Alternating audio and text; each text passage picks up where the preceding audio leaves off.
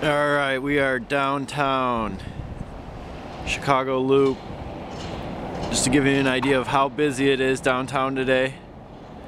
Of course, this is the aftermath of the blizzard. And I am in the middle of State Street. Well, not the middle, that's the median, which isn't plowed. And you can see how great they've done the streets for today. Pretty much the only people down here are people digging out snow. I could probably stand here for about 10-15 minutes and not have to move for a car. This is Congress, one of the busier sections south of downtown. And you don't see a single car down here today. So that's the Blizzard 2011 check-in, signing off.